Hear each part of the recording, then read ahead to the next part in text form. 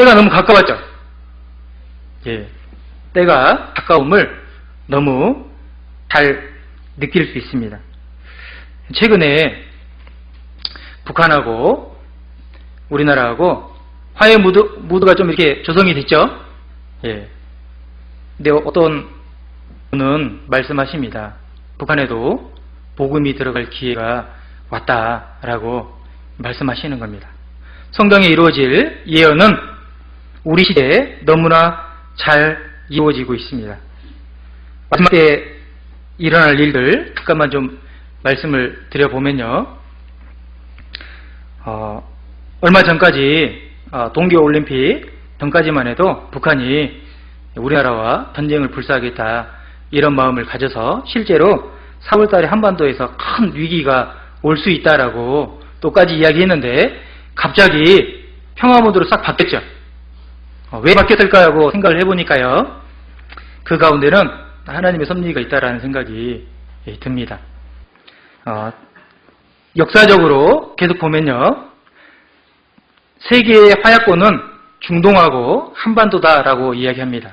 중동하고 한반도요.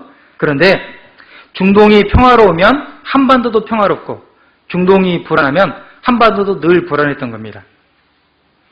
그것은 이제 역사 가운데 자료들을 보면 늘 그것과 비례해서 움직였다는 것을 볼 수가 있습니다. 근데 최근에 시리아 내전이 일어나고 있지 않습니까? 보셨습니까? 시리아 내전이 일어나고 있는데요. 이 시리아 내전을 미국에서 몇 년 동안 간섭을 했습니다. 그런데 최근에 이제 못하겠다라고 손을 놔서요. 손을 놓고 시리아 이 중동의 모든 나라들은 자기들이 싸움을 하는 게 아니고요. 옆에서 지원하는 국가의 도움을 얻어가지고 싸움을 합니다. 특히 중동에는 이 알라를 믿는 이 종교지 않습니까? 그런데 이 중동에 큰 세력, 두 세력이 있습니다. 하나는 사우디아라비아를 중심으로 하는 수니파가 있고 이란을 중심으로 하는 시아파가 있는데요.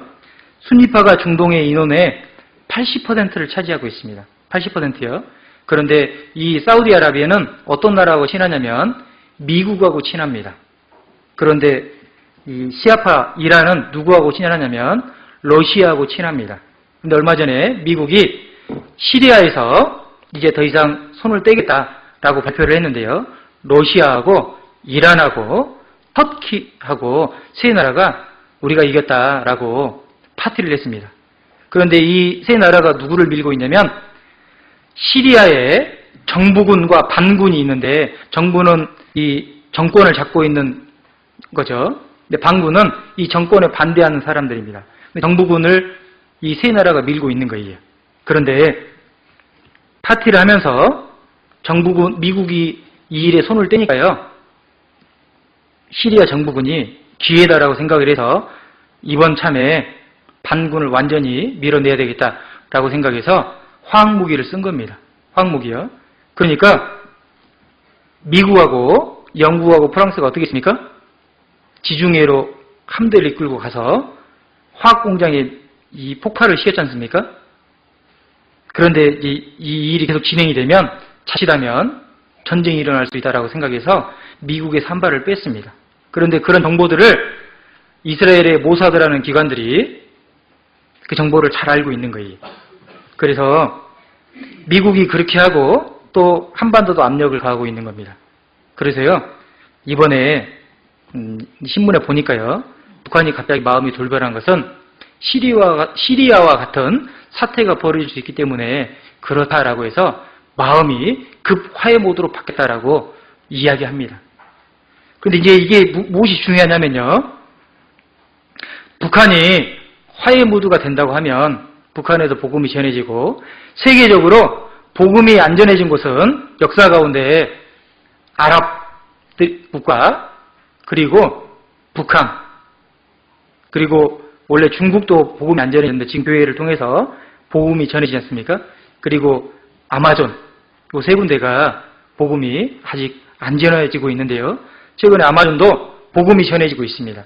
북한도 복음이 전해질 조짐이 보인다라고 또 이야기합니다. 그리고 아랍 사람들도 예수님을 믿는 사람이 늘어나고 있는 겁니다. 그러니까 성경에 말하는 이방인의 때가 충만한 시기가 점점 가까웠다라는 겁니다. 그리고 이 사우디아라비아가 중동의 아랍권의 80% 인구를 차지하고 있는데요. 미국하고 계속 화해 모드를 합니다. 그 말은 무슨 말이냐면 이스라엘하고 친정책을 펼 수 있는 가능성이 있다라는 겁니다. 그럼 무슨 일이 벌어지냐? 예루살렘에다가 성전을 지을 수 있다라는 거예요. 예루살렘에. 7년 한때 중반쯤에 3성전을 짓고 적그리스도가 내가 앉아 하나님이다 라고 하지 않습니까? 그런데 중동의 아랍국들하고 미국하고 화해의 손을 뻗쳐서 평화 모드가 되면 성전이 충분히 지어줄 수 있다라고 말하는 겁니다. 그래서 작년 12월 달에 트럼프 대통령이 예루살렘을 이스라엘의 수도로 옮기겠다. 그 전까지는요, 주인이 없었던 땅인 겁니다. 그런데 이번에 아주 강경하게 밀어붙여서 예루살렘이 이스라엘 수도다라고 발표를 한 겁니다.